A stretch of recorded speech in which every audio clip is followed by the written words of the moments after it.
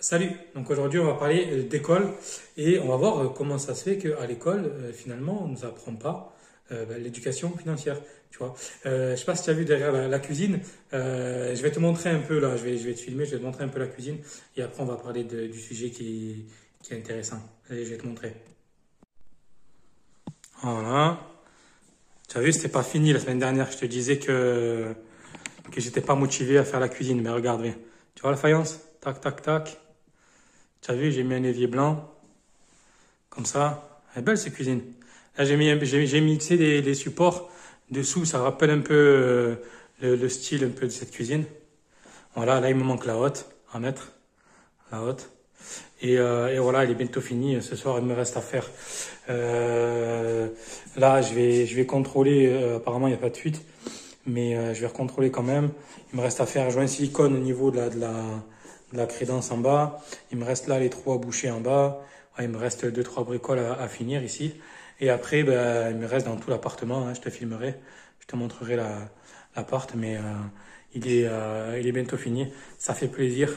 Bientôt un nouveau revenu passif. Allez, on va parler un peu d'école, éducation financière. Et voilà. Ouais, tu as vu la cuisine, elle est belle, hein?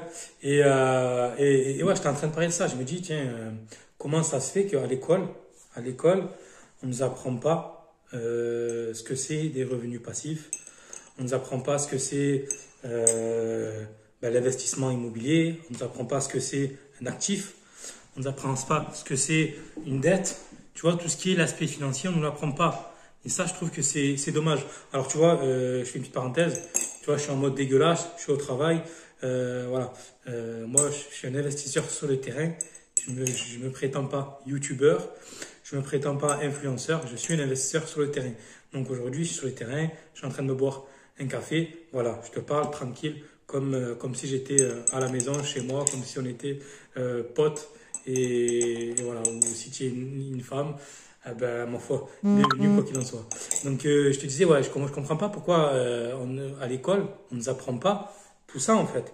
Parce que, enfin, ouais, on t'apprend le français, les maths, l'anglais, on t'apprend à jouer de la flûte. Mais en vrai, enfin, est-ce que savoir jouer de la flûte, est-ce que ça m'a appris quelque chose aujourd'hui? Ouais, je veux pas devenir flûtier, moi. Tu vois ce que je veux dire?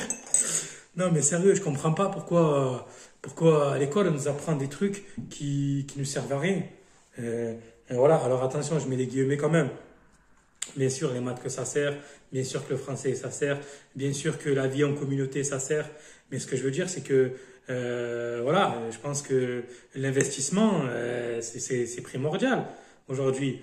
Savoir ce que c'est une dette, savoir ce que c'est un actif, savoir ce que c'est un passif, savoir ce que c'est parler de retour sur investissement, etc.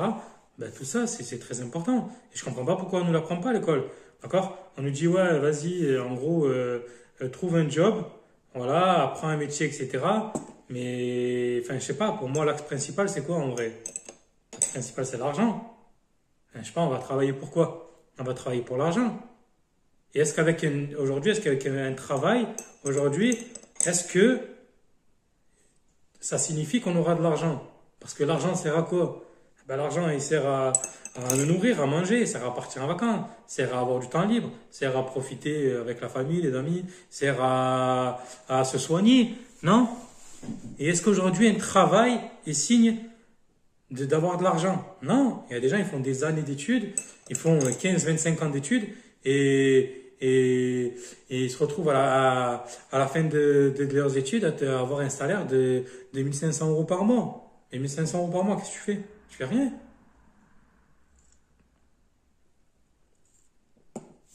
Et ça, je comprends pas. Je comprends pas pourquoi à l'école, ben, on ne parle pas d'argent en fait. On ne parle pas d'éducation financière. C'est pas normal. Moi, il a fallu que je réfléchisse.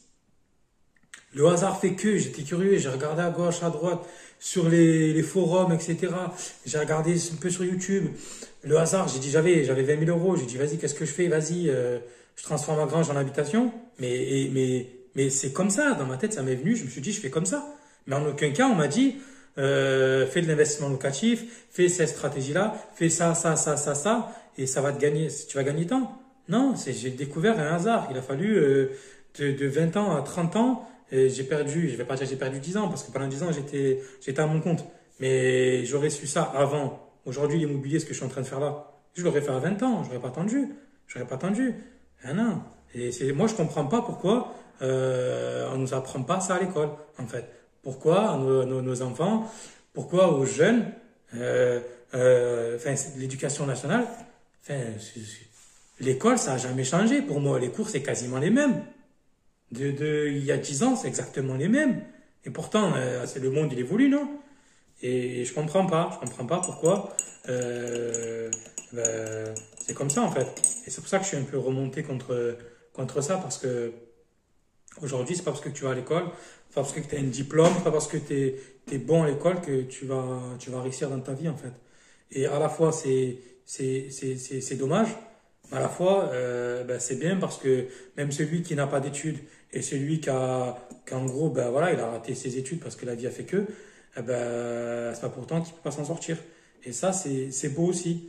Mais je trouve dommage que dans notre société aujourd'hui, ben, quand on voit le coût de la vie, quand on voit tout ce que coûte de l'argent, qu'on ne nous apprend pas des notions d'éducation financière.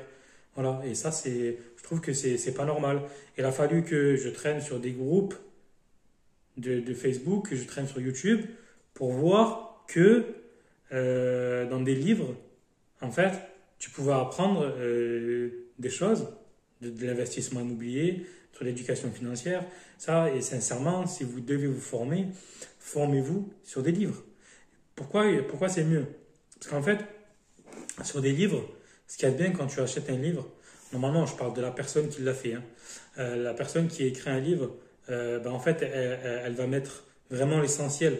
D'accord? Elle peut très bien, quand elle va créer le livre, elle peut très bien enlever les phrases et les refaire, mettre des choses qui sont plus pertinentes, des propos qui sont plus justes. Tu vois? Comme là, par exemple, je suis en train de parler, ben, on est d'accord que aujourd'hui, je peux pas revenir en arrière. D'accord? Alors que dans un livre, tout est écrit. Tout est écrit, tout peut s'effacer, tout peut se modifier. Et du coup, ben là, normalement, la personne qui a écrit le livre, logiquement, à la fin, c'est du vrai contenu dedans, c'est du vrai contenu de valeur. Et ça, c'est bien parce que, contrairement à une vidéo, ben en fait, à une vidéo, quand tu vas acheter, je te parle, hein, acheter, il y a plein de gens qui vendent des formations, c'est des vidéos. Mais pour moi, la lecture, la vraie lecture, pour moi, il y a pas mieux en tout cas. Voilà. Après, c'est bien de se former via des vidéos, etc. Mais un livre, je trouve que c'est beaucoup plus, tu vois, tu peux le toucher, c'est beaucoup plus, je trouve que l'approche est beaucoup plus intéressante, tu vois. Et il a fallu 3 ans que je découvre que tu pouvais apprendre des choses sur des livres. Enfin, après, tu vas me dire que je suis gogol, mais non, tu vas à l'école, tu vas au collège, etc. Il y a quoi comme livre, s'il te plaît? Il n'y a pas des livres d'éducation financière, hein. Enfin, je parle, moi, à mon époque, il n'y a pas des livres d'éducation financière. En aucun cas, on nous parlait d'argent, en aucun cas, on nous parlait d'entrepreneuriat, en aucun cas, on nous parlait de business, de revenus passifs. Voilà, aujourd'hui, tu fais un appartement. Voilà, une fois que ton appartement il est fait, si c'est un appartement de qualité, eh ben, en fait, tu le mets en location et après, ça y est, après, tourne. Après, tous les mois, tu reçois tes loyers, tu n'es plus obligé d'être là, d'accord? Tous les mois, tu reçois sur ton compte en banque tes loyers. C'est ça qui est beau, je trouve, avec le revenu passif. Alors, bien sûr, ça demande de la gestion, mais contrairement à quelqu'un qui va travailler, que ce soit un entrepreneur ou un salarié, c'est la même chose, hein, qui va travailler, en fait, ben, ce n'est pas des revenus passifs, parce que la personne, elle est obligée de prendre de son temps, de son corps, tous les jours, d'aller travailler. Et si elle ne travaille plus, en fait, elle n'a pas de revenus, d'accord? Que ça soit un patron ou un salarié. Le salarié, s'il ne travaille pas, il n'a pas de revenus à la fin du mois. Le patron, c'est pareil. S'il ne travaille pas, il n'a pas de revenus à la fin du mois, d'accord? Alors, bien sûr, il peut déléguer, d'accord? Ça, c'est bien de déléguer. Mais le 3/4 du temps, moi, j'ai été indépendant. Et indépendant, j'ai pas les moyens de prendre un salarié. J'ai pas les moyens. Quand on voit toutes les charges que ça coûte, j'ai pas les moyens de prendre un salarié. Et c'était ça le problème. Moi, avant, j'étais indépendant. J'étais dans le business de voiture. Je faisais de l'achat-revente de véhicules. Mais si j'arrêtais de travailler, j'avais pas de salaire qui rentrait. Et j'avais pas de salaire. Alors que là, aujourd'hui, je fais de l'immobilier. Quand tu achètes un appartement, tu achètes un appartement, tu le mets en location. Oh, j'ai déjà expliqué dans une vidéo. Demain, que tu sois malade, que tu sois handicapé, que tu aies un grave problème de famille, etc. Du moment où ton appart est mis en location, tous les mois, tu as des revenus locatifs qui tombent, d'accord? Qu'il pleut, qu'il vente ou qu'il neige. Et c'est ça la vraie magie des revenus passifs. Aujourd'hui, ça, là, ce que tu vois la cuisine derrière, elle va pas se déprécier. D'accord? Si tu investis dans des bons secteurs, dans des bons endroits, eh ben ça, aujourd'hui, tu as les loyers, en plus de ça, tous les ans, ils augmentent. D'accord? Donc tu peux... Voilà. C'est un grand mot quand je dis tous les ans ils augmentent. D'accord? C'est que l'inflation augmente et du coup, ben, en fonction de l'IRL, d'accord? Si dans ton bail, il est indiqué que tu peux augmenter le loyer via l'IRL, l'indice de référence, d'accord? Tu peux pas faire ce que tu veux. D'accord? C'est l'État qui a mis en place voilà, un indice, tu dois te référer à un indice, mais en fait, tu peux augmenter ton loyer, d'accord? Et ce que je veux dire, c'est que, alors, ça va pas suivre autant l'inflation, mais si tu veux, ça va quand même aller dans le bon sens, alors que on est d'accord un salaire, il est décorrélé. Un salaire, il suit pas l'inflation, un salaire. Voilà, il le suit, mais très légèrement. Et ça, c'est bien. L'immobilier permet ça. Aujourd'hui, ces murs-là, aujourd'hui, d'accord, ce que tu vois là, la valeur de l'immobilier, la valeur du foncier augmente, d'accord? Ça dépend si tu l'investis dans n'importe quoi, au fin fond de la Cambrousse, comme j'ai dit, elle va pas spécialement augmenter. Mais si c'est des logements comme ça de qualité, que tu fais attention, que le locataire en prend soin, que tu le maintiens en bon état, en fait, ton bien ne va pas se dégrader, il va prendre de la valeur tous les ans. Et du coup, en fait, dans 15-20 ans, tu vas à la fois ton crédit qui sera payé. Par exemple, je sais pas moi, cet appartement, par exemple, j'ai un exemple, je te donnerai les chiffres de cet immeuble, c'est un immeuble. Je sais pas moi, tu l'as payé 80 000 euros, ben en fait, dans 15 ans, il en voudra peut-être 100 000. Donc à la fois, tu vas récupérer tes 80 000 et à la fois, tu auras fait 20 000 de plus-value. Et en plus de ça, si tu décides de ne pas le vendre, ben en fait, tu as tes revenus locatifs derrière, alors que tu n'as plus de crédit. D'accord? Et il ne faut pas oublier, il y a une chose aussi qui est importante, c'est que tant que tu ne vends pas le bien, tu n'es pas imposé sur la plus-value. D'accord? Voilà, on est bien d'accord. Alors bien sûr, on est imposé sur la valeur de notre patrimoine, l'impôt sur la fortune, mais ça, il faut aller, je crois que c'est jusqu'à 1 million, je crois que il faut dépasser 1,3 million, je crois, de patrimoine net pour pouvoir être imposé sur la fortune. Mais voilà, on n'y est pas encore. Mais ce que je veux dire par là, c'est ça, c'est que l'immobilier permet ça et via les revenus passifs. Aujourd'hui, tu as un appartement, tu mets en location, ben, tu peux en faire 10, la même chose. Parce qu'en fait, il est décorrélé de ton temps. D'accord? Alors qu'un travail, tu peux pas faire 10 travails à la fois. Tu peux pas être tu peux pas être à 10 endroits en même temps. Alors que des revenus passifs, là, mon appartement, une fois qu'il est fini, je vais percevoir mon loyer, je vais aller dans l'autre appart, je vais te montrer dans l'autre appart, je vais le rénover, je vais le mettre en location, et je vais percevoir ce loyer. Ce loyer va s'additionner avec ce premier loyer, comme tous mes appartements que j'ai aujourd'hui. D'accord? Aujourd'hui, je fais les travaux. Une fois que c'est rénové, je mets en location et ça s'additionne à chaque fois, ces loyers. Ces loyers s'additionnent justement et me fait mon revenu. Et ça, c'est très, très puissant. Et ça, je comprends pas pourquoi l'école ne l'apprend pas. Donc, voilà. Après, l'école, c'est bien. Je dis pas, l'école, c'est très bien. L'école, il faut aller à l'école. Pour moi, c'est la première base, en fait. Mais en parallèle, il faut se former sur l'investissement, sur le fait, en fait, de faire travailler son argent. Ça, on n'y apprend pas. D'accord? Ton argent, demain, si tu l'investis, tu le fais travailler et cet argent-là va te générer justement des rendements. D'accord? Et il y a aussi ton propre argent, mais aussi l'argent de la banque. D'accord? Il y a un élément qui est très puissant. Moi, aujourd'hui, je prends un exemple. Là, je ne vais pas donner des chiffres exacts, je donnerai les chiffres plus tard. Ici, sur cet immeuble de rapport, j'ai mis 10 000 euros d'apport. D'accord? Donc, la banque m'a demandé 10 000 euros d'apport. D'accord? Et cet immeuble, je sais que une fois tout rénové, il en vaut 200 000. D'accord? Ici, j'ai un prêt sur 15 ans sur cet immeuble. Tu verras, je vais te le filmer dans les prochaines vidéos. Et j'ai un prêt sur 15 ans. C'est-à-dire que dans 15 ans, en fait, j'aurais transformé mes 10 000 euros d'apport que j'ai mis. D'accord? La banque m'a prêté. D'accord? Parce que j'ai mis 10 000 euros d'apport, parce que j'ai une bonne situation, parce que j'ai des bons rendements, etc. Et derrière, sur les 10 000 euros que j'ai investis, derrière, dans 20 ans, 15 ans, quand mon crédit est payé, je vais récupérer 200 000 euros. Mais c'est ça qui est important. Je ne parle pas de moi personnellement. Moi, je dis moi parce que voilà, c'est mon immeuble. Mais vous, si demain vous mettez 10 000 euros d'apport sur un projet, sur un immeuble, et que dans 15 ans, vous le vendez, il en vaut 200 000, en fait, vous avez transformé vos 10 000 en 200 000. Et ça, c'est ce qu'on appelle l'effet de levier. Et ça, c'est très, très puissant. Trouver aujourd'hui un investissement où vous mettez 10 000 euros, où vous récupérez 200 000 dans 15 ans. Trouvez un investissement. Franchement, l'immobilier aujourd'hui, voilà, il n'y a pas que ça, comme je disais. En plus de ça, il y a aussi il y a aussi l'évolution du marché. C'est-à-dire que tu peux récupérer la valeur de ton bien. Et en plus de ça, ben, si ton bien prend de la valeur, tu vas récupérer. Et troisièmement, il y a le cash flow aussi que tu vas générer. Si tu fais des investissements qui sont rentables et qui génèrent un excédent de trésorerie, ben, en fait, ce cash-là, en fait, tu peux t'en servir une fois que tu as payé donc l'imposition.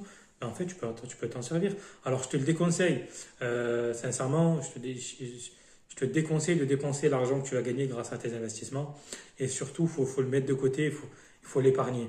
En fait, dis-toi que si tu veux vraiment, si demain tu as envie d'acheter un appartement ou tu as envie d'acheter plusieurs appartements, je te conseille vraiment d'avoir de l'argent de côté, d'avoir un revenu fixe et régulier et de ne pas le dépenser n'importe comment.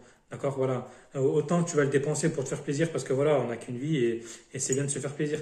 Mais il faut que ça soit cohérent par rapport à ce que tu gagnes réellement et par rapport à tes besoins, c'est tout.